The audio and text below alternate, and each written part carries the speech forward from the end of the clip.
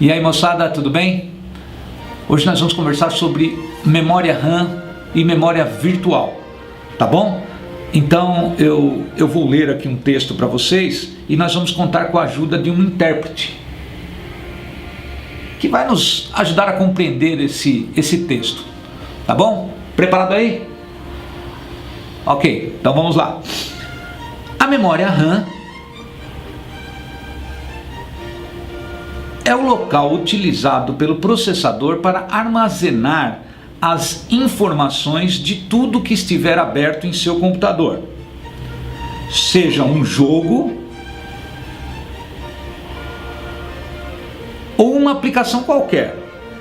Assim, conforme novos aplicativos vão sendo executados e arquivos vão sendo abertos, a RAM vai sendo consumida.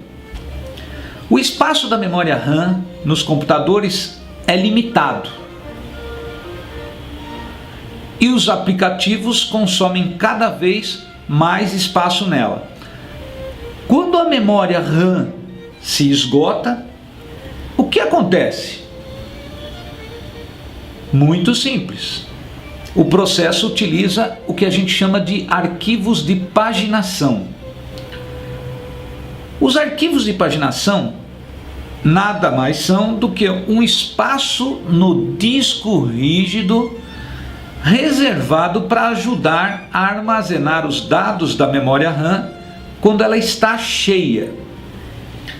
É uma forma de estender a quantidade de memória para os dados temporários utilizados pelos aplicativos, sem que você precise fazer um upgrade do seu hardware, ou seja, sem que você precise de mais memória física, mais memória RAM.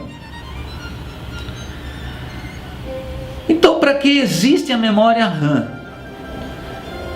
Você deve estar se perguntando: por que usar memória RAM?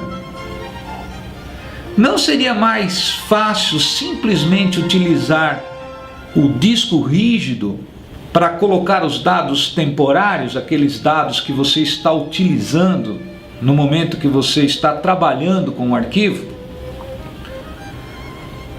Não necessariamente.